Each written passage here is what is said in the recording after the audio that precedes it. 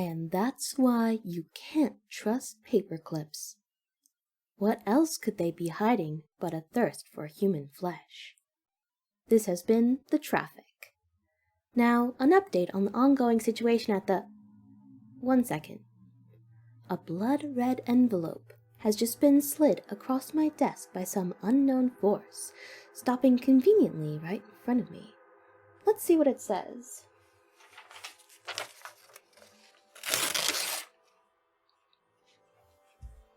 Uh-huh. Mm-hmm. Ah. Oh? I see. Okay. Listeners, it appears that in order to boost ratings for the program, station management has entered me into a Sexyman competition. This is a normal thing for your employer to do, and is in no way overstepping any boundaries. It says here that my first opponent will be a slender man. Well, many men can be described as slender, so to lay claim to the title of Slender Man, this man must be extremely slender indeed.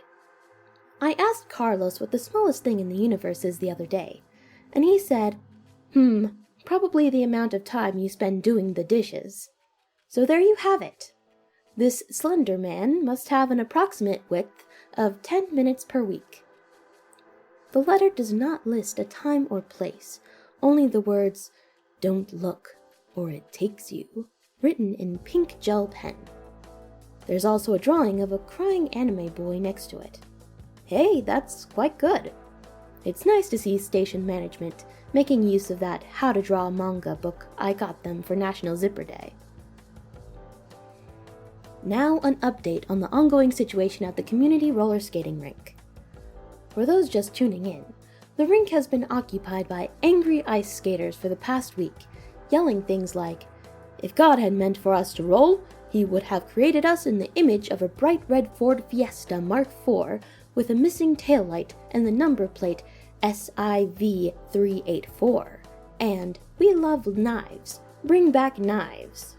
When asked for comment, skating rink owner Teddy Williams stated that knives never left, gesturing to a gaping wound in his side before being pulled once again into the crowd of vicious ice skaters, many of whom were wielding their sharp boots like weapons.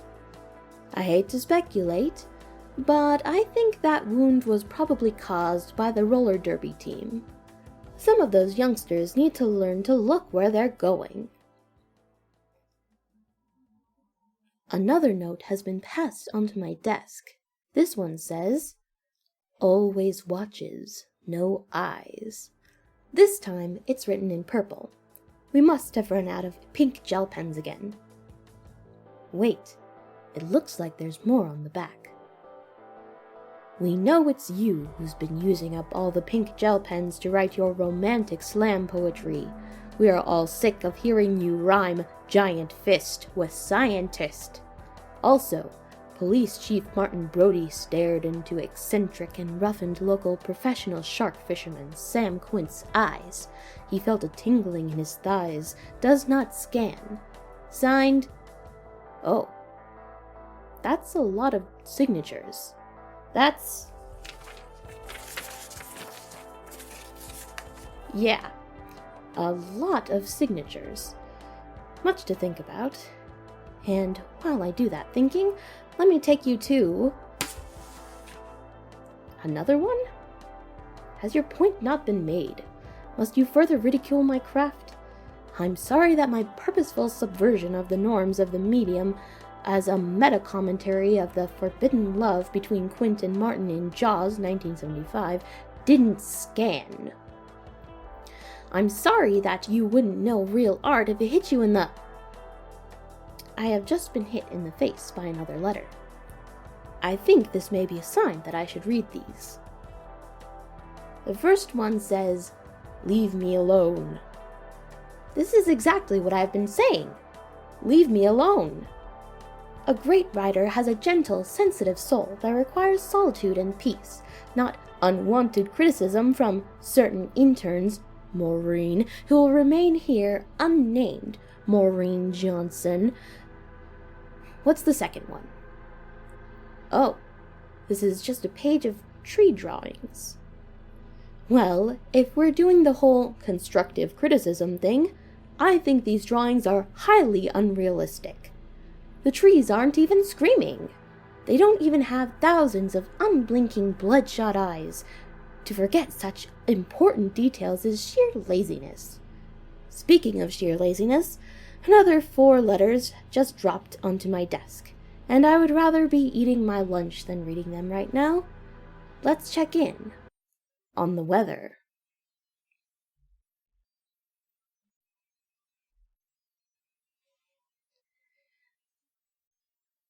There is a stranger outside my window. He is tall and neatly dressed.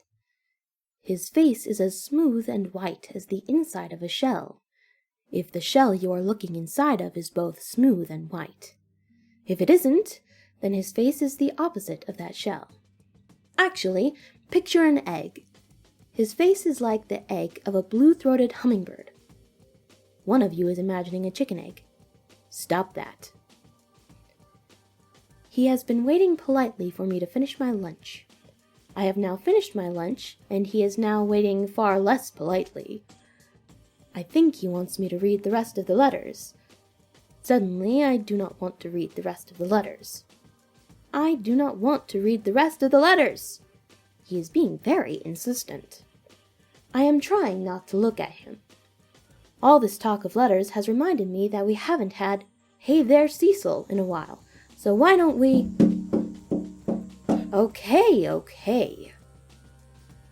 I am a reporter. I must report.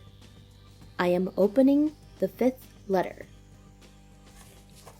I have unsealed the envelope. I am pulling out the paper.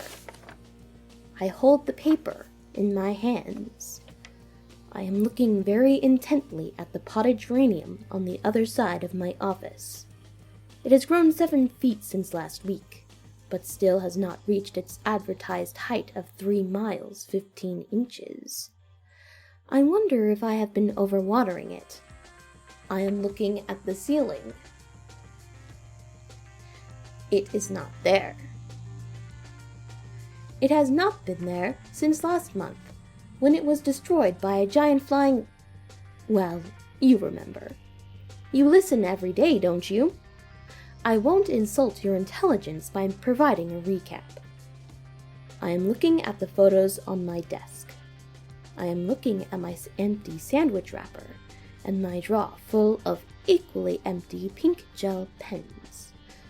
I am looking anywhere but the paper. I am looking at the man on the other side of the glass, who is now... I'll read it! Please put that down.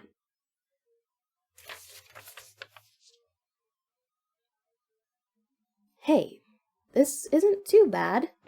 It just says, "Help me," written in a shaky, unfamiliar hand, pressed so deeply into the paper that the page is ripped in places. This time it's red. How adorable. You know, in the language of color theory, red represents warmth, energy, and enthusiasm. Let's take a look at the rest while I'm in the zone. This one says, "Can't run." That's true. I'm on the clock right now. This is not the time for recreational activities like jogging. This one is just the word "no" written 9 times around a picture of a shadowy figure with a face like a... well, with a face that's not like a face. Hey, hang on. I am holding up the picture to compare it to our visitor. He is standing still very nicely while I look back and forth between him and the paper. You've been very good today, so please see the front desk for a lollipop on your way out. I think this might be... Actually, no, never mind. The drawing cannot be of him. It's far too skinny. No person could possibly be this thin as the wall of an airplane becomes when it stands as the only barrier between you and the arms of a welcoming earth. She does not understand why you keep leaving. She will do anything to make you stay. The man in this picture is as thin as about 10 minutes per week. I never did end up hearing from that guy. The visitor has left. I suppose he went to collect his lollipop. The 8th and final letter sits here on my desk. It seems lighter than it did a minute ago. Or maybe my arms have just become stronger after several minutes of opening envelopes. And they say radio isn't a physically demanding job. I would like to see some of you gym types try to lift these. They must each weigh as much as 1 ounce. Well, no use delaying the inevitable. That's what I always say. Oh, it's just from station management again. They're saying I won the first round of the Sexyman competition.